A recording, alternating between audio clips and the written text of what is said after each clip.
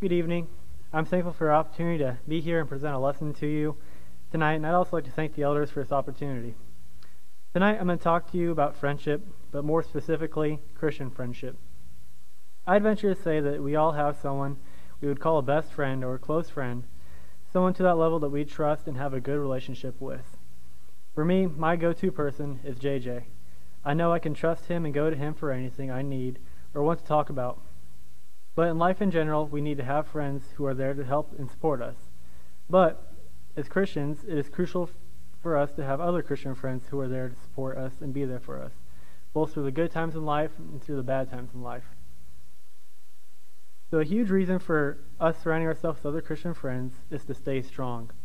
For example, if we surround ourselves with people who have bad attitudes and will constantly bring you down, are they really helping you or are they hurting you?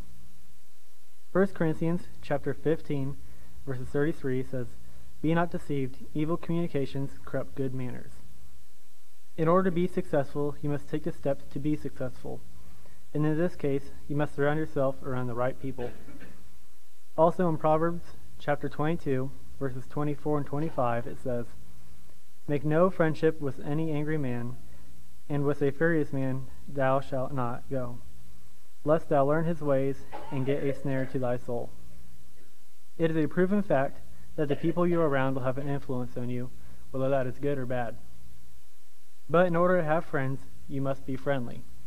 Nobody wants to be around someone who isn't supportive, who is negative, or quite simply just isn't friendly.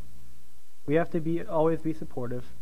Proverbs chapter 18, verses 24 says, "A man that has friends must show himself friendly, and there is a friend that sticketh closer than a brother." Now let's look at some examples of friendship. First, we're going to look at Abraham and Lot. Lot was Abraham's nephew, but Abraham loved him very much. In Genesis chapter 14, verses 14 through 16, it says, "And when Abraham heard that his brother was taken captive, he armed his trained servants, born in his own house, 318, and pursued them unto Dan.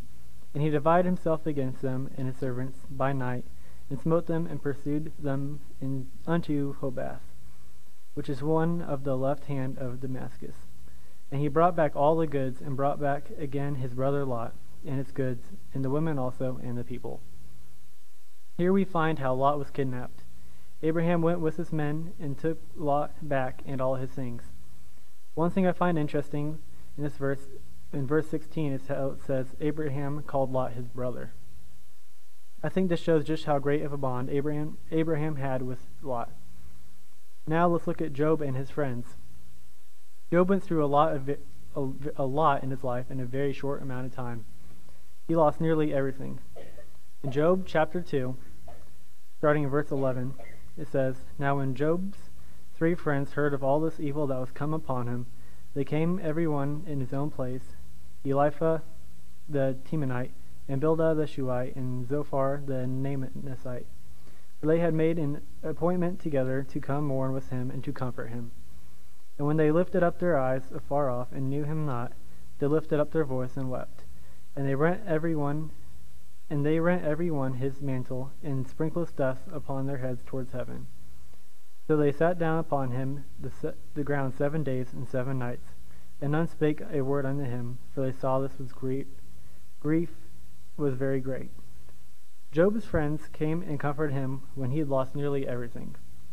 It is very, very humbling to think of the Christian friends that we all have that we can rely on. So if you are not a Christian, first you must hear Romans 10:17, believe Hebrews 11:6, repent Luke 13:3, confess Acts 8:37, and then be baptized Acts 22:16. But you must stay faithful. 1 John chapter 1, verses 5 through 9. So if you have any needs, whether that's to be baptized into Christ or the prayers of the congregation, please come forward as we stand and sing.